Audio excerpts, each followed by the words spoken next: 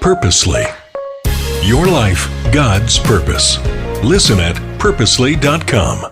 The beautiful thing is if you're willing to be curious and really understand what's going on inside of each type, you are going to see some of the most beautiful qualities that you never knew were actually there. For instance, the type 8s are some of the biggest teddy bears, the biggest sensitive, tender hearts, but they're not going to show that right away because they're afraid of being vulnerable, because they're afraid you're going to betray, blindside, or harm them. So they kind of got to, wait and see, like, who are you? Once you become one of their people, man, the things you're going to experience with an A are truly remarkable.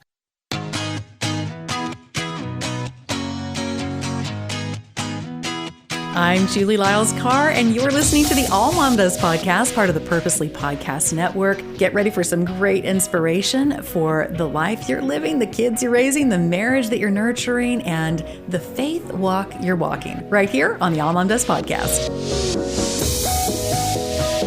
We, I think, as Christian parents, have a mandate on us that is very important, to be very careful to not value attributes that our culture finds attractive or preferable over how God has created our children to be. Now, this is another personality style I'm going to delve into for just a second, but I can remember having a conversation with someone who I just adore, who I think is wonderful. She is a very strong introvert. I'm more of an ambivert. I kind of live in that world where I love going and doing stuff with people, but then I get, my rest and my juice back when I'm away from people. But I can toggle between both worlds. My husband is an extrovert of the extroverts. He's the king of extroverts, the extrovert. And I was chatting with my friend who is very, very introverted, married to someone who's extroverted. And I said to her at some point, she was sharing with me, man, I need to do more. I need to do more for my spouse and his line of work, which requires him to be very extroverted. I need to be more this. I need to be more that. And I stopped her and I said, you do know it's not a sin. It's not a deficit to be an introvert. And her eyes filled with tears. And we had a really strong moment, Beth, because for a long time, she'd been receiving messaging that her introversion was less than, that her introversion was a problem, that her introversion could be holding things back, that she was holding herself back by being an introvert. And it was good medicine for me to hear myself say it because I thought, that's right. It is not wrong for me to need to retreat myself, to be able to kind of refuel my tanks. So I find often when I chat with parents and they feel like they're having a challenge with a child, sometimes there's a legitimate challenge going on. Sometimes what I feel like I hear parents grappling with more is there's something in their child that they, A, don't understand. It's very, very different than who they are. Or B, there's something in their child that is very much like them and it's something they don't like in themselves that they think has caused them problems or held them back. Or C, this cultural pressure that we want the people who speak out or speak up or who lead the charge or who do this or who do that or whatever the moment is that somebody's having, we tend to want our children to flow in that way instead of recognizing the unique threads that God puts in each creation. So as you are observing parents and watching this and creating this book for them, what are the things that you feel like you see that we tend to elevate as a culture, certain numbers that we tend to elevate as a culture, and others sometimes that are so beautiful and unique, but we don't celebrate them or we think they need to be fixed? Yeah. Well, first I would say yes to all of that is each of us are going to naturally admire or respect or elevate what we value. Mm-hmm. And then I would say second is definitely our society and it could be all different cultures. Let's say your church has a specific culture that they esteem being the extrovert. Then other churches might esteem being more theologically minded, so more studious. So whatever groups you're around, you're definitely going to be influenced by. So I feel like America, and I've heard this from other teachers, is very much of a kind of 1-ish, 3-ish, 7 with some 6 culture, meaning we do believe in right and wrong as a culture. We definitely think you should have a certain image and look, and you should excel and achieve great things. And we're very innovative, right? Like as a culture, like, so that was a 3. We're very innovative, like the 7s. We're creative. We create new products, you name it. And we want to have a lot of fun. So Right. like, yeah, like let's have a lot of fun while we're doing all this stuff. And then we do have the 6 where it's like, you know what? We do want to protect what we have and to be very loyal to what we've created. So I would say that as a culture, we really esteem those a lot. I would say like the type 8, the type 5, and maybe the type 4 are probably some of the ones that are the least esteemed, or, like, oh, that's amazing, unless they are giving us something specific that we're wanting. So like the type 4s, they're unique, they're special, they're different. And I think our culture is more of a culture that's like, no, you need to kind of follow in line and kind of be like everyone else. Don't be too different, too emotional. And I feel like that's too bad, because none of the types are better or worse than the other. It all has to do with healthy to unhealthy. The type 5 is very quiet, reserved, can be isolated at times. They want to know a lot of information about a lot of things. And sometimes they're so introverted or isolated that our culture doesn't esteem that. They're like, no, you should be extroverted. You should get out there and do things. You don't need to study everything. Just go do, kind of like a 3. And then the 8, I think being so passionate and protecting and strong, they have a lot of intensity. I think there's a lot of types that just feel like that's too much. But the beautiful thing is if you're willing to be curious and really understand what's going on inside of each type, you are going to see some of the most beautiful qualities that you never knew were actually there. For instance, type 8s are some of the biggest teddy bears, the biggest sensitive, tender hearts, but they're not going to show that right away because they're afraid of being vulnerable, because they're afraid you're going to betray, blindside, or harm them. So they kind of got to, wait and see, like, who are you? Once you become one of their people, man, the things you're going to experience with an 8 are truly remarkable. So I think, unfortunately, our society, and this goes, all countries kind of do the same thing, but they're going to have different types that they esteem. Unfortunately, yes, our society will, or different cultures will esteem certain ones over others.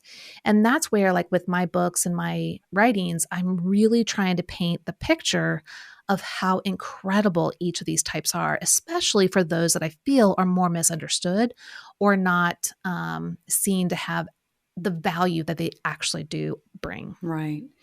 So you gave us a great snapshot of each of the numbers, a good explanation of how to see and understand some of the titling around these numbers and what those things are. Can we take it to a different notch? Can you tell me what each of the numbers looks like as a mom? So what is a 1 mom look like? What does a 2 mom look like? What are some of the things that really motivate them? Some areas where they need to be watching for if there are some things that are a little unhealthy that are sneaking in. Give me 9 moms. Give me what they're doing. Yeah. All right. So the type 1 mom, the principled reformer, they're wanting to parent with integrity. They want to do what's right. It's about ethics and morals, being good, grounded, principled. And so they're wanting to bring that to their kids. So they want their kids to do what is right as well. Now, again, that can be really wonderful. But then if it slips into some unhealthy characteristics, they start to be more critical, be more judgmental. Now, they might be thinking, I'm just being helpful. I'm pointing out things that need to be fixed or corrected. I'm helping, but it can land on their child as criticism, that they're not good enough. And so there's a slippery slope there. And so the type 1s need to recognize and to be able to ask the question often, am I slipping into a mode where my child feels like I'm looking down at them and correcting them all the time versus walking alongside them with guidance and encouragement along the way? The type 2 parent, the nurturing supporter, they are wanting to show their child unconditional love, to help, to nurture, to guide, to raise them up, like to literally kind of give them a push, if you will, in the right direction. Now, that can fall into some unhealthy characteristics because the type 1 really fears rejection or not being needed. So if the kids aren't really showing that they have this need or they appreciate what the parent's doing, the parent might start to insert themselves into their child's life to get that validation or to ensure that they have a place in their lives and be too helpful. And so boundaries can be crossed in that way. The type 3, the admirable achievers, so they love to excel. They're really great at helping their kids get from point A to point B. Oh, you want to be a great baseball player? Okay, so we're going to sign up for this team and we're going to take these steps and we're going to get a coach, like a batting coach or a pitching coach. And they really help their kids to excel and they're great cheerleaders. But that can slip into image management where it's all about, well, what are people going to think about me and my kid and my family and our image? And like, I need to make sure my kid is successful because that might look bad on me and us. So it can really slip into that mode. The type 4 is, again, the introspective individualist. They are great at helping draw out of their children the most authentic selves, their authentic selves, to be deep, to be real, to share their emotions. And 4s can sit with the uncomfortable emotions, and that's a great thing. But it can slip into where the type 4 is so wrapped up in their own emotions that they're kind of bringing everyone into their emotional sphere and focusing on the parent versus really focusing on the child. The type 5, the analytical investigator, they're going to do a great job helping their family and their kids to learn, to get knowledge, to have understanding, and to not be ignorant. Now, the problem can slip in that for them, they only have so much interactive battery life. And so they need a lot of time alone to process their thoughts and feelings.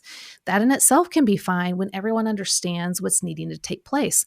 But if they just kind of quietly slip away and withdraw and isolate, that can communicate to the child, they don't want to be around me, or I have been neglected, maybe in a small little way to a big way. Like, where's mom? Where's dad? Like why aren't they with me? And so for the type 5, they just need to really understand how that withdrawal can affect the child. The type 6, the faithful guardian, they are wanting to help their kids through support, guidance, and security because they do fear for themselves that they don't have enough information to make the right choices. And so they're trying to gather correct and truthful information themselves. And they think they need to help their kids to do that as well. So I need to train my kids to plan and predict negative outcomes and to know how to avoid those negative outcomes. Well, that's great. But if done too much or too often, it can slip into helping almost training your child to be anxious. Right, to be fearful. Okay. Yeah. My mom was a type 6 and I kind of felt anxious probably more than I needed. And then I had a type 7 dad who's the optimist. And it's like, I'm back and forth like, oh, I should be scared. No, it's going to be great. Scared to have fun. No, it's not. It's fun to be scared. Yeah. So yes, what my mom offered me was a lot of, okay, think things through, plan ahead, but I don't have to slip into too much pessimism or that things are going to go the worst way. And so it can slip into that. So there's positive and negative. Now my dad, it sounds like, oh man, lots of fun, lots of positivity. And it is, but it's also kind of like the movie Inside Out, where at the beginning, Joy only wanted to show joy, like get rid of sadness. But the beauty of life is to embrace all of it. And so the type 7 parents, though they can bring spontaneity and optimism and fun, they have a hard time sitting in the reality and hardships of life. And that's really where the kids are wanting to be seen, attuned to the most. And if the parent can't do that, then the child's going to have to figure that out somewhere, right? And to get that somewhere. The type 8 parent, the passionate protector, they want to make sure that their kids are protective and that they that they've set their child up to protect and provide for themselves, to be independent, to have autonomy, strength, direction. And so, but where that can slip up is that they are trying to raise these little warriors a little too soon, Yeah. or they get frustrated when their kids might not take the baton of strength and assertiveness like they would. And so they might be putting too much pressure on their kids to be this strong advocate. And so the kid might feel like, I'm not strong enough. I'm not good enough. Like I'm not like my parent or what they want me to be. And so there can be some of that miscommunication in there. Now, for us type 9s, we're just perfect. No, I'm just kidding. No. I'm sure my kids, they'll tell you. So us type 9s, peaceful accommodators, we're just trying to make these little empathetic angels, right? Like just be kind, thoughtful, empathetic, compassionate, go along to get along. Like why make a big fuss? Well, in some ways that is beautiful, but I'm also teaching my kids at times to be little doormats. Let people walk all over you for the sake of peace and harmony. That's not good either. And so I have to be very careful in making sure I don't teach them in that way, that they do assert their voice, that they do know who they are. And so that's where, I hope that I painted a little bit of a picture of all 9 types, how they can be fabulous. Yes, give your kids the best of who you are. Just watch out for those rumble strips and that you're not slipping into some typical patterns. But if you are, even in the book, we talk about the framework of aware, how to become aware and to walk through certain steps, AWARE, how you can walk through those steps in a healthy way. So we don't want you to have shame and guilt like I'm the worst parent.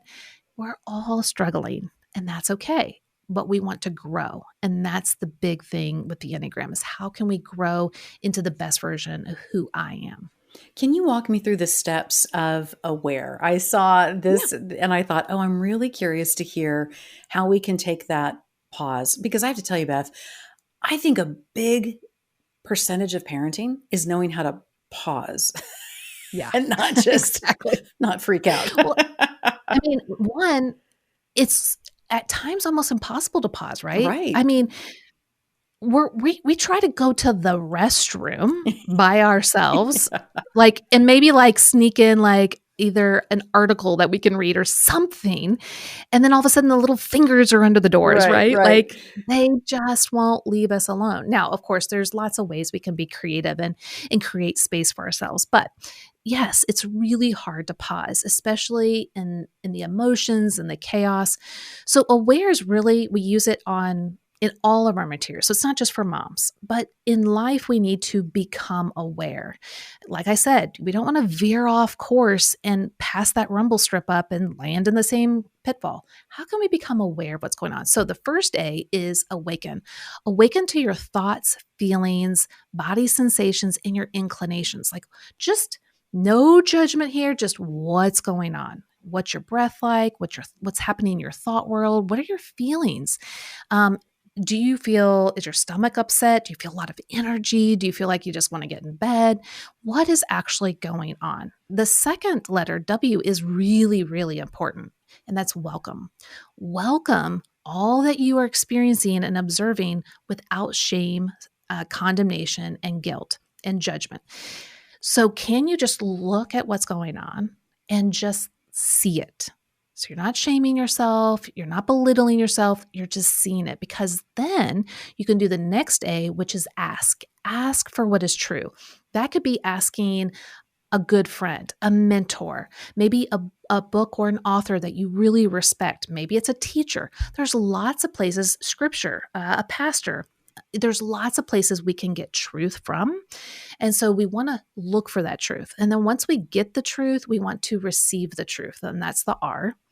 Because a lot of times, hey, I can read a lot of books. That doesn't mean I've really received it. Right. I'm willing to do something with it. Right. So we need to receive it. Sometimes that's really hard to receive what we actually find out. And then the last letter E is engage. So now that you've asked, received, hopefully in this non-judgmental place, you can now engage in life and relationships in a new way with the truth that you've been given. So that's aware. And yes, it takes some time at the beginning to really kind of get yourself there. If you can just do the first two for a while, the aware, what in the world is just going on within me? And then welcome it without shame and judgment. That's a huge step forward for moms. Right. Just start there. And then once you've gotten used to that, then you can start adding, okay, wait, is that really what happened? Is that really what's true? Or is that an assumption I made?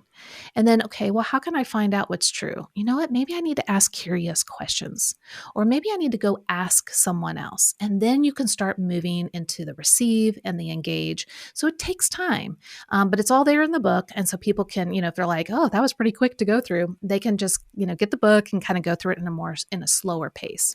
I love that you bring up this awakening to what's happening in your own body. Just taking a moment to observe that, because I have to tell you, I spent such a long time pregnant, nursing, all of that. And there's something within mothering that I think often has us disconnecting from our bodies, Yes. because we've got little people touching us all the time and pulling at us, and we're tired and our neck hurts and all of that. But we have to learn to ignore it in a lot of ways to press forward into taking care of all these people. And once we learn to ignore a lot of that, we get better and better at it. And as time goes on, I think in many ways, we are completely checked out for how something is literally feeling in our body. I mean, emotions are called feelings because we do experience them in our bodies, and we forget that. We think it's only a mental or a spiritual experience, and God created us to be beings that have all these different facets. So that I love this place of going, okay, I need to take a pause, and how am I actually feeling? How and what is happening? I also love too, and I can hear a listener in my head, because I probably was this listener a few years ago, that when we talk about welcoming whatever the experience is, I think we can tend to jump really quickly, Beth, to, let's say our child is doing something that we think is, a tantrum, or they're being aggressive with another kid, or they're being disrespectful to us and they're mouthing off.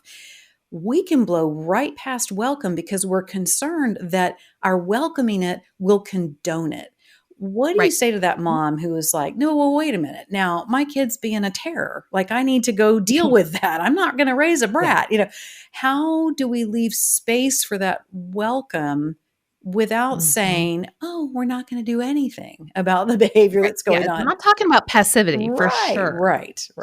Definitely not talking about the big thing first as a mom is to be aware of yourself. What's going on? So when your child does A, B, or C, your personality is going to see it and interpret it and then react to it in its way. So if I saw, let's say, my child do something that looked maybe aggressive or kind of like a bully, as a 9, I'm like, and I'm going to assume, oh, they're just being mean, and that I'm not going to have that in my household. Well, here's a great example. So my daughter, when she was in kindergarten, we were called in. This is kindergarten. We were called in by the teacher, and she sat us down and she said, well, at recess today, Libby grabbed Alex and threw him. And I'm like, oh, WWE. And then we investigated, we got curious, what was going on. And Libby let us know that he was chasing her friends around in a mean way, and she had it. Now, she's a type 2, but type 2s can take on some healthy and less healthy attributes of the type 8, the protector.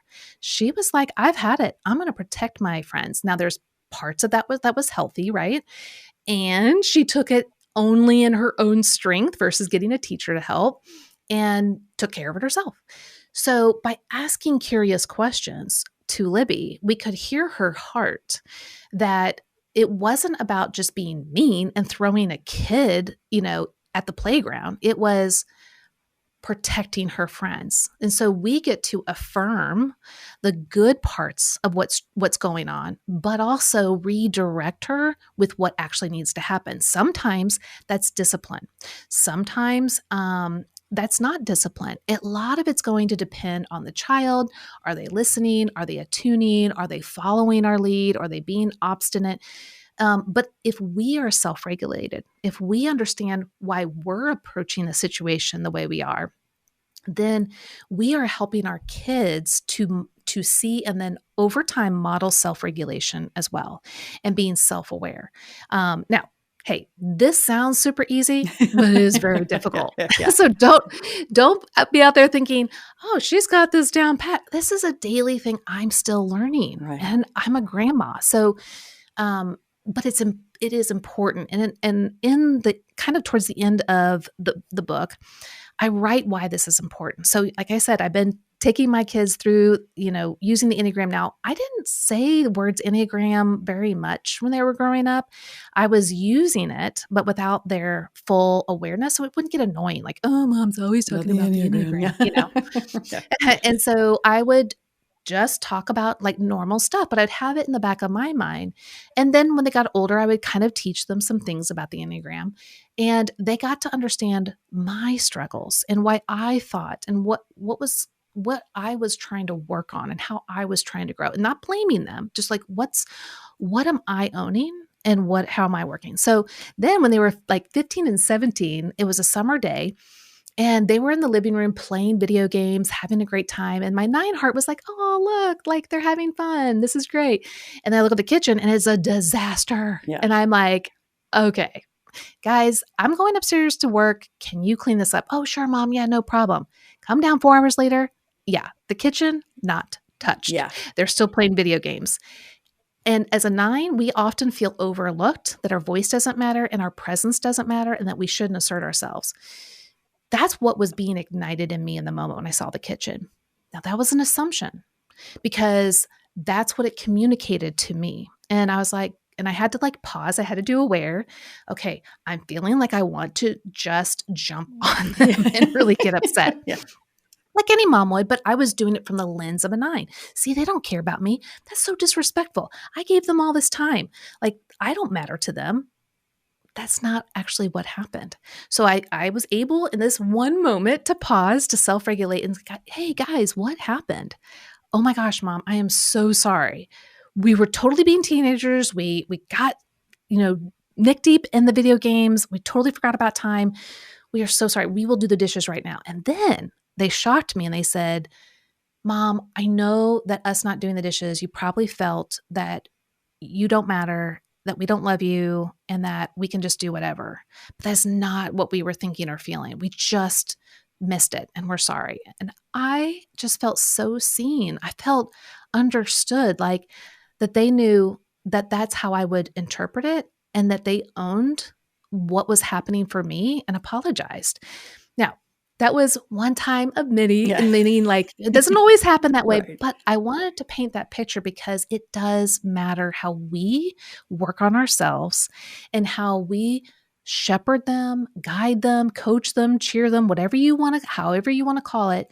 It is important that they see us in action, us doing our own work, us apologizing.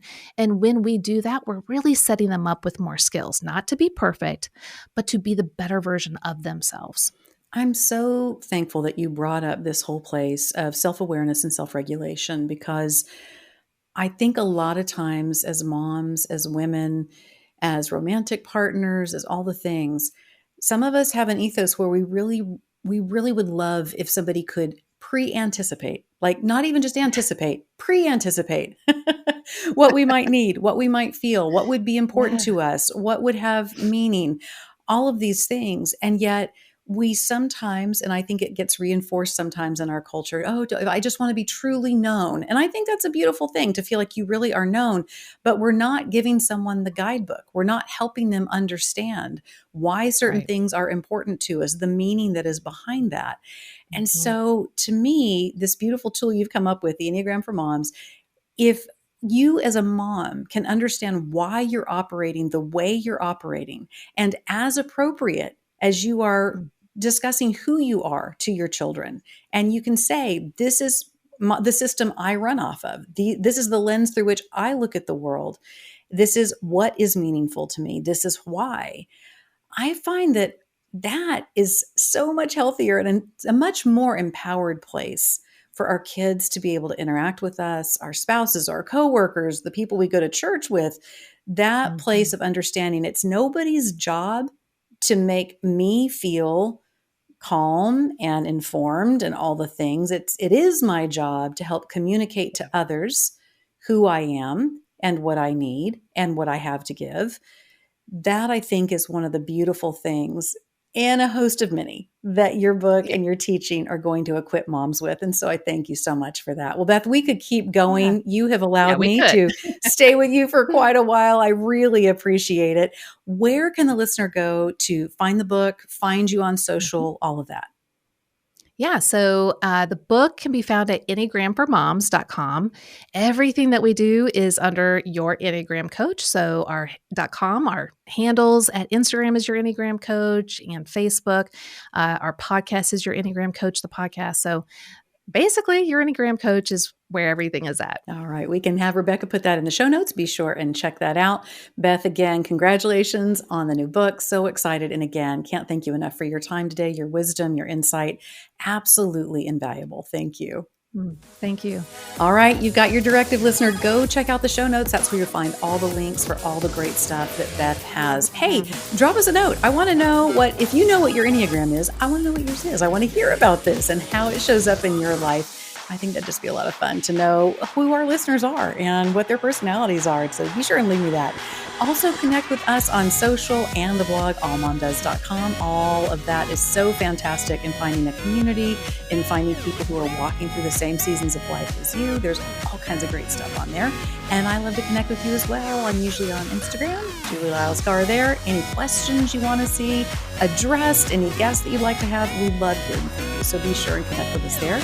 And I'll see you next time on the AllMomDoes podcast. Yeah.